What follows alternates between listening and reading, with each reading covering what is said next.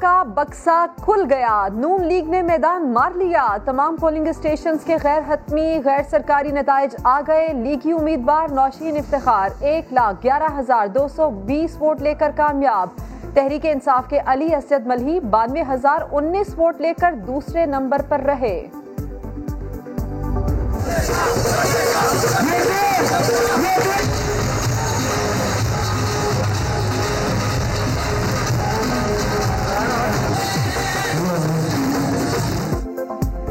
لیگی امیدوار کی برتری، ڈسکا میں نون لیگ کے مرکزی دفتر پر کارکن پرجوش، نعرے بازی، پارٹی ترانوں پر رقص، الیکشن مجموعی طور پر پرامن رہا، کچھ پولنگ اسٹیشنز پر کشیدگی، اسلحے کی نمائش پر پولیس کا ایکشن، 9 افراد گرفتار، دونوں امیدواروں نے ایک بار پھر دھاندلی اور ضابطہ اخلاق کی خلاف ورزی کے الزامات لگائے۔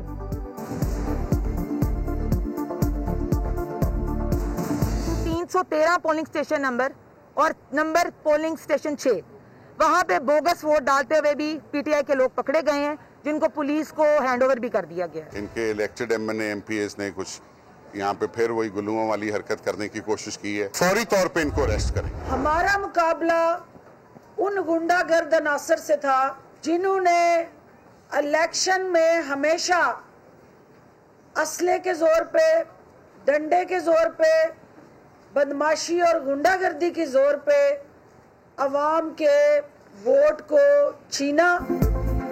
نون لیگ نے گزشتہ الیکشن متنازع بنایا، یہ لوگ صرف جیت کا جشن مناتے ہیں، ہمارا مقابلہ سیاسی جماعت نہیں غنڈہ عناصر سے تھا۔ فردوس عاشقوان کی دھواں دھار پریس کانفرنس، کہا مرضی کے نتائج کے لیے نوٹوں کی بوریاں نچھاور کی گئیں، لیگی ارکان اسمبلی مختلف پولنگ اسٹیشنز پر دندناتے رہے، آر او نے کوئی کارروائی نہیں کی۔ کراچی کے علاقے گلستان جوہر میں دل دہلا دینے والا واقعہ، 3 بچے پراسرار طور پر جاں بحق، فلیٹ میں مقیم افراد نے بتایا خاتون بچی کو لے کر باہر آئیں اور شور مچا دیا کہ اس کے بچے بے ہوش ہیں، پولیس کے مطابق تینوں بچوں کو مردہ حالت میں اسپتال لایا گیا، واقعے کی تحقیقات کی جا رہی ہیں۔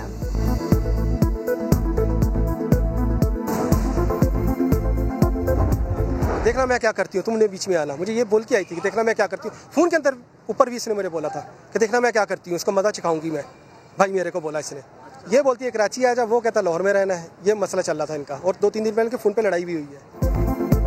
جاں بحق بچوں کے تایا نے معاملہ مزید الجھا دیا، دعویٰ کیا نورین نے کہا تھا کہ شوہر خرچہ نہیں بھیج رہا، اب دیکھنا میں کیا کرتی ہوں، مزہ چکھا دوں گی۔ جاوید کے مطابق میاں بیوی میں اختلافات تھے، بچوں کا باپ عمران لاہور اور ماں نورین کراچی میں رہنا چاہتی تھیں۔ لاہور میں ماں نے ظلم کی انتہا کر دی، 2 بیٹوں کو گلا دبا کر قتل کر ڈالا، 6 سالہ بیٹی کو بھی مارنے کی کوشش کی، دیورانی نے شور مچا دیا جس پر بچی کی جان بچ گئی، پولیس نے ملزمہ کو حراست میں لے لیا، تفتیش جاری۔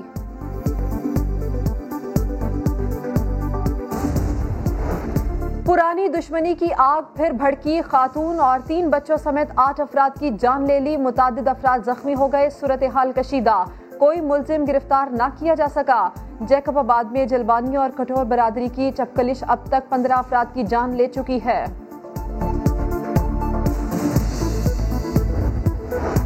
راولپنڈی میں سی ٹی ڈی کا آپریشن، فائرنگ کے تبادلے میں 1 دہشت گرد ہلاک، 3 فرار ہو گئے، ترجمان سی ٹی ڈی کے مطابق ہلاک دہشت گرد نون لیگ کے ایم پی اے کرنل شجاع خان زادہ پر خودکش حملے میں مطلوب تھا۔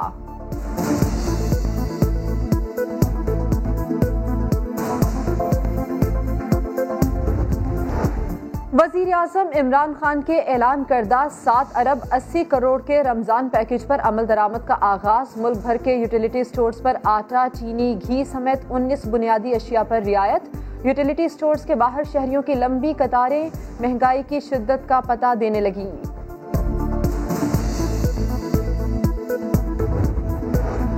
وفاقی حکومت کا پیٹرولیم بحران کی رپورٹ پر بڑا فیصلہ، oil marketing companies, petroleum division, OGRA حکام اور بورڈ افسران کے خلاف فوجداری کارروائی کی منظوری، پیٹرولیم ڈویژن میں مانیٹرنگ سیل بنانے، آئل مارکیٹنگ کمپنیز کا فورنزک آڈٹ کروانے کا بھی فیصلہ۔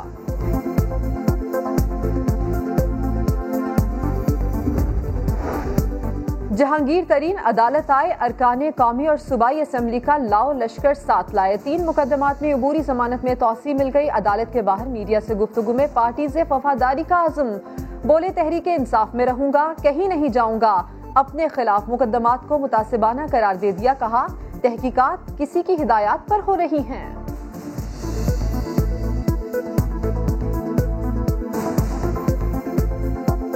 جو اس وقت ٹیم کر رہی ہے وہ بائسڈ ہے، وہ آزادانہ نہیں کر رہی، وہ کسی کی ڈائریکشن پہ کی جا رہے ہیں۔ اب میں ڈیمانڈ یہ کرتا ہوں کہ آپ یہ کریں انویسٹیگیشن، ایک فیئر ٹیم بنائیں جس کے اوپر کوئی کنٹروورسی نہ ہو، جو کھل کے انصاف کے تقاضوں سے کام کرے اور یہ نہیں کہ کسی کے فون کال پہ کام کرے۔ بڑی پیشی کی اندرونی کہانی، سما کی زبانی۔ ہم تو اس طرح موٹر سائیکل کا سودا نہیں کرتے جس طرح آپ نے اربوں روپے کا سودا کر لیا۔ ایف آئی اے کی تفتیشی ٹیم کا سوال۔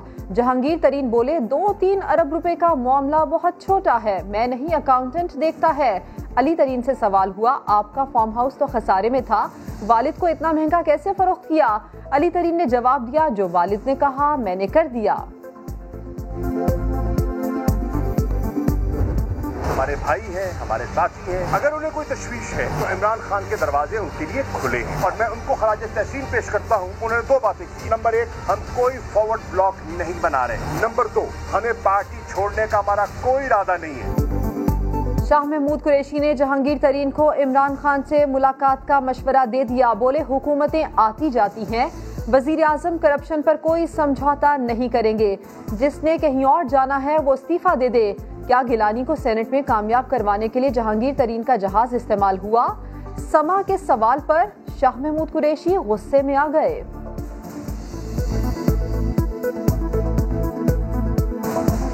آپ ان سے پوچھ لیں جب تشریف لائیں کہ ہوا تھا کہ نہیں ہوا تھا، میرے علم میں یہ بات نہیں ہے، کیونکہ میں ان کے جہاز کی جو لاگ بک ہے وہ مینٹین میں نہیں کرتا۔